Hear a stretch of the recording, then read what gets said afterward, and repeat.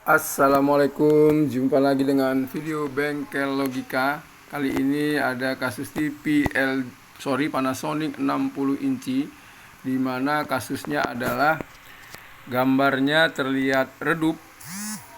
Nah, itu kasus di mana lampu backlightnya bisa jadi putus, ataupun kasus di mana inverter dari backlightnya ada masalah.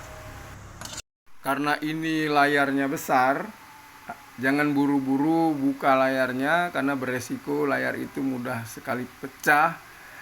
Karena buka LCD ataupun LED dengan ukuran besar itu harus sangat hati-hati, punya media yang datar, punya media penahan yang bisa lebih lembut seperti menambah karpet, menambah kardus. Nah, itu harus dipelajari teknik pembukaannya secara khusus. TV Panasonic 60 inci LED ini mengalami kasusnya backlight itu redup. Nah, jadi jangan langsung kita buka framenya, kita coba cek aja, fokus ke bagian backlight. Nah, kita perhatikan mana bagian backlight, lihat ada kabel yang ke dalam. Nah, ini dia. Nah, di sini kita lihat ada 4 kabel, merah, putih, biru, dan merah. Kemudian kita perhatikan pastinya ini di bagian yang dekat dengan backlight. Ini adalah komponen-komponennya. Ada lilitan, terkode di sini L, lalu ada dioda, lalu ada kumparan, kemudian kalau kita perhatikan di bagian ini ada elko. Nah, ini kita cek apakah elko-nya ada gejala atau tanda-tanda kembung. Nah, ini bagus semua.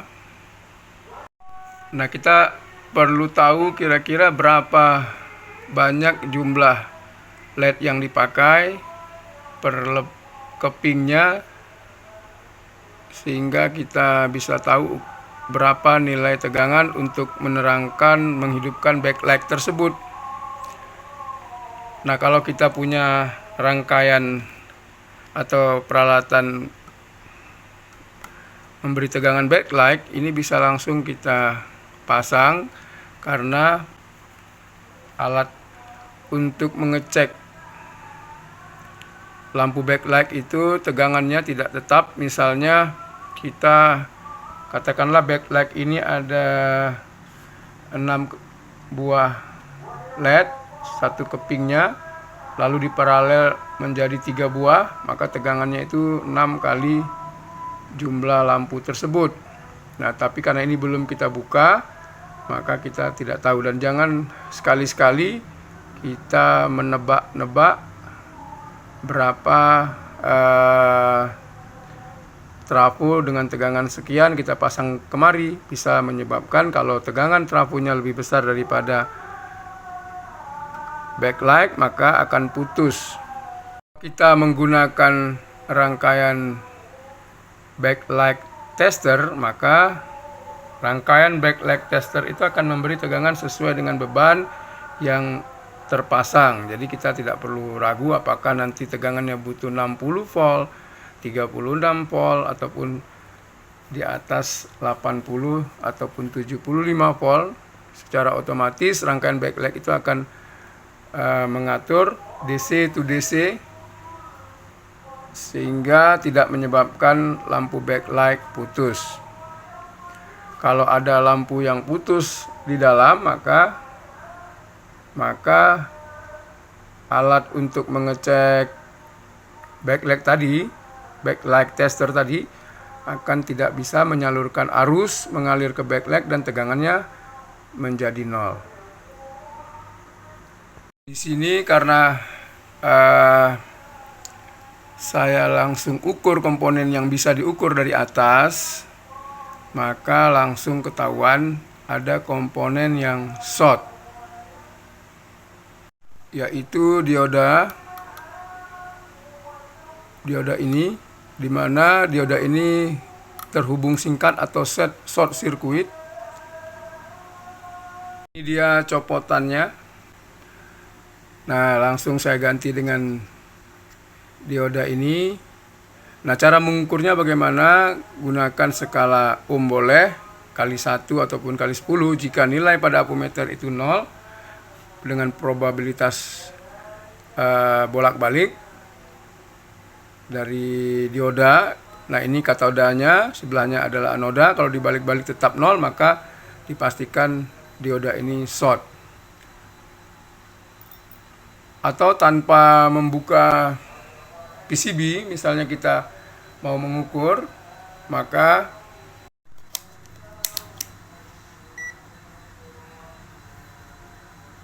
arahkan ke skala ohm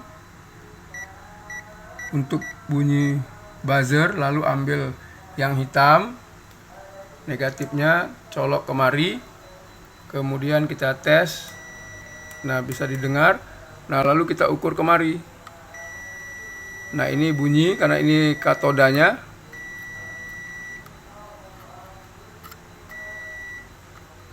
Nah, Anda perhatikan di sini tidak bunyi dan ini bunyi. Nah, bunyi yang pertama tadi adalah karena adanya muatan dari kapasitor. Nah, ini bunyi. Ini tidak bunyi. Nah, ini berarti diodanya masih bagus. Kalau lilitan pasti bunyi dua-dua.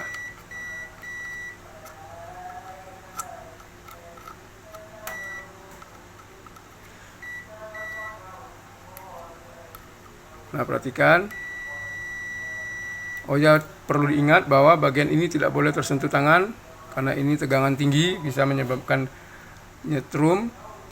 Nah, kalau dioda ini tadi kalau diukur sebelum kita ganti, kedua-dua sisinya ini berbunyi. Nah, kalau sudah berbunyi, lalu kita arahkan lagi ampermeter ke skala dioda, lalu kita ukur untuk memastikan apakah bocor ataupun memang sudah short. Nah, di sini karena shortnya dioda, maka pada titik ini tegangan dari TV ini, tegangan backlight ini 62 volt pada saat lampu menyala, tetapi lampunya redup, tidak bisa terang. Nah, pada saat ketika sudah diganti, maka bagian ini akan menjadi 80 volt, 83 volt, sehingga lampu backlight yang awalnya itu ada beberapa LED yang rusak dan diganti, maka dengan adanya tegangan 83 volt, lampu backlight TV ini langsung terang. Kita ganti, kita perlu juga pastikan komponen-komponen yang terhubung dengan dioda ini, supaya jangan nanti beberapa saat dipakai langsung jebol lagi, karena ini adalah seperti fuse dioda. Walaupun ini dioda, kerjanya berat dan kalau dipegang agak hangat, yaitu untuk menyalurkan arus ke backlight, karena pada rangkaian televisi ini tegangan yang paling besar untuk disuplai adalah pada tegangan backlight. Sedangkan ini adalah tegangan untuk power supply, menurunkan dari AC ke DC, difilter dengan kapasitor ini. Kita buka beberapa baut di sini, ada 4. Nah, baut ini terhubung ke ground. Nah, kita buka. Nah, ini saya buka. Nah, ini ada isolasi yang saya tutup supaya jangan kadang-kadang silap tersentuh. Lumayan juga kontaknya. Nah, lalu kalau kita lihat dari rangkaian ini ternyata rumit juga. Ada FET 1 dan 2. Kemudian tadi dioda itu, nah ini dia. Nah, ini terhubung ke lilitan terhubung kemari. Nah, ini diurut terus sampai ketemu mana-mana jalurnya. Nah, tetapi yang paling pokok di sini adalah memeriksa bagian dari komponen dioda ini yang rusak. Kita perhatikan di sini, ini satu. Nah, ini ada kapasitor, cek kapasitor ini. Kemudian kemari ada kapasitor, cek juga. Ini ada kapasitor, cek juga. Kemudian kemari. Nah, ini ada jumper, dicek juga. Nah, ini ada transistor yang mengatur besar kecilnya tegangan dari backlight. Nah, ini kalau dibuang satu atau beberapa, maka tegangan itu akan berubah menjadi lebih kecil. Nah, ini ada fade. Nah, kita ukur juga fade-nya dengan cara bip aja, bunyi.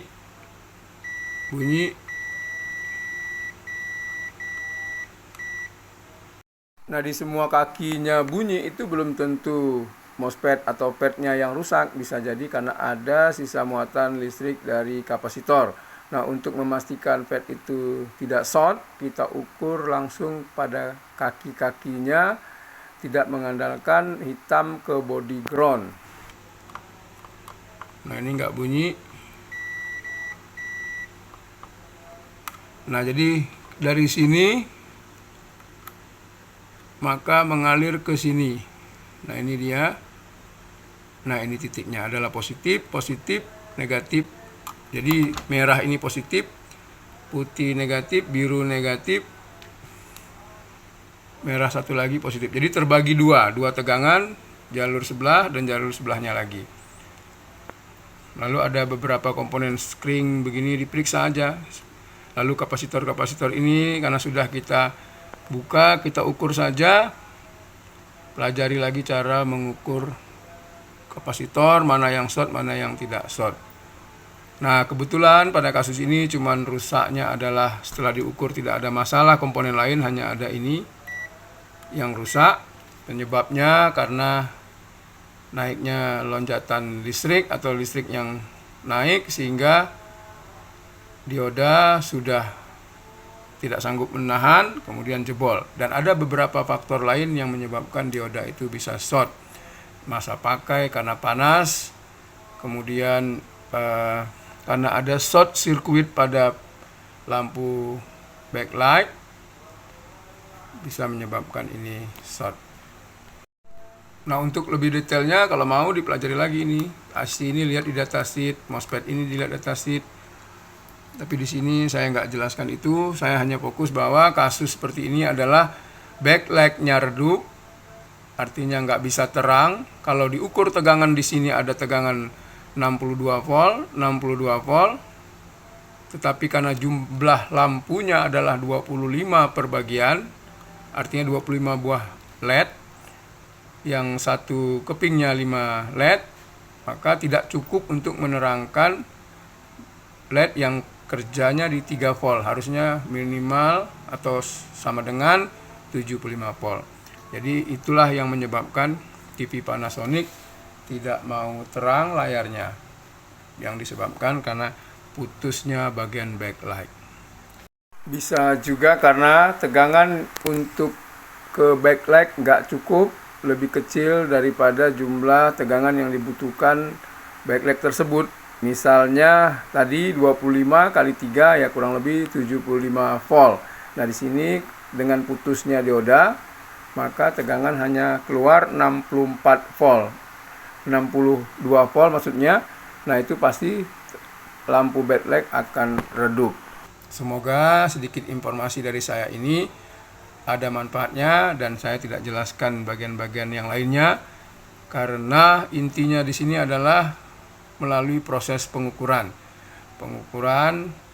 Kalau kita ukur tanpa kita buka, maka di sini akan ada tegangan standby dari backlight. Kemudian pada saat ada lampu, maka backlight akan menyesuaikan tegangan sesuai dengan banyaknya LED yang terpasang.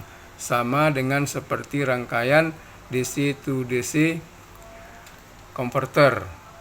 Jadi berapapun backlight yang kita pasang akan menyesuaikan tegangan. Hanya saja pastinya sudah dirancang oleh pabrik.